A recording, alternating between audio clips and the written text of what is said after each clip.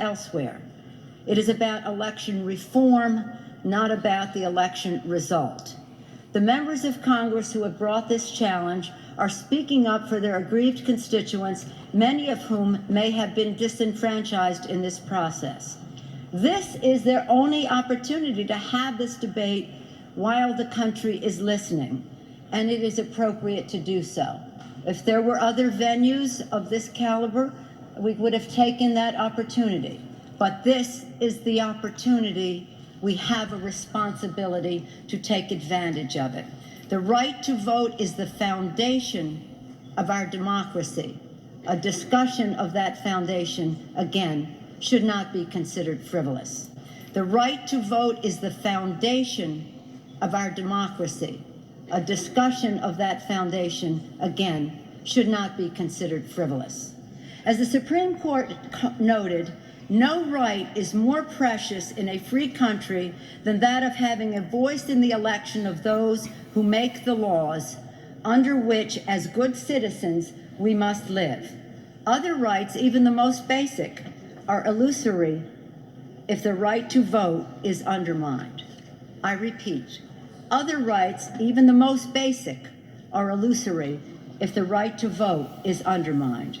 The principle of one person, one vote is sacred in our country, and we must do everything to uphold it. Yet more than 225 years since our founding, there are still legitimate concerns over the integrity of our elections and of ensuring the principle of one person, one vote, that every person has access to voting and that every vote will be counted. 20 years ago, I was chair of the California Democratic Party. It was our function, it was our purpose to remove obstacles of participation to voting. The greater responsibility, of course, was with the Secretary of State in our state and in states across the country who controlled the elections in the state. But we all, in all of our capacities, had a responsibility to remove, not throw up, obstacles to participation. I know that this issue is not just about counting votes, but what happens in all three phases, before, during, and after the election. And in all three phases, there were problems in this election in Ohio and elsewhere. Before the election, there were complaints about absentee ballots that were requested but did not arrive.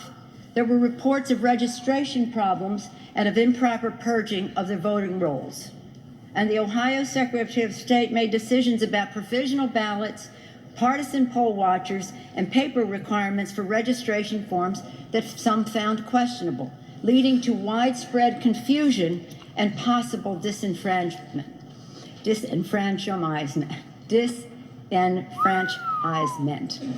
During the election, we know that there were not enough voting machines in poorer and minority areas. This is a fact.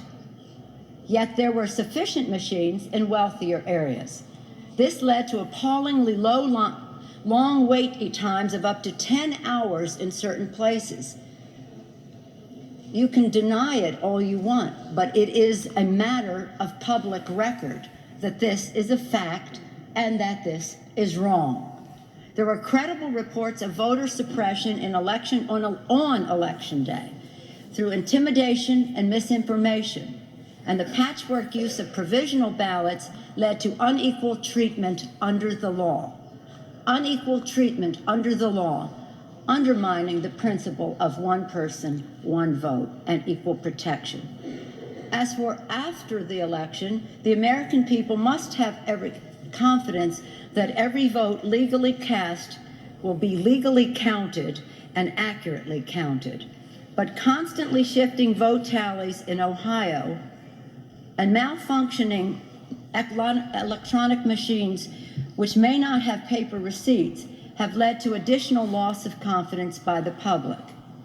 As elected officials, we have a solemn responsibility to improve our election system and its administration. We cannot be here again 4 years from now discussing the failings of the 2008 election.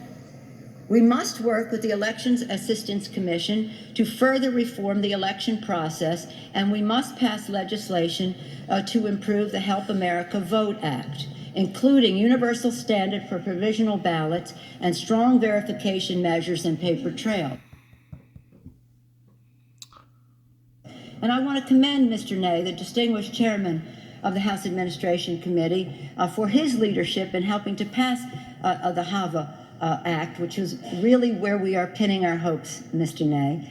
And to Mr. Hoyer, who served in that capacity with you, and now in the Senate, others, a broader array of people who are weighing in on that. Congress must seize the opportunity this year to reauthorize the Act and to make the needed reforms and improvements. Our very democracy depends, again, on the confidence of the American people in the integrity of our electoral system. So my colleagues, please don't talk about this about a conspiracy theory. It's not about that. It's not about conspiracy. It's about the Constitution of the United States.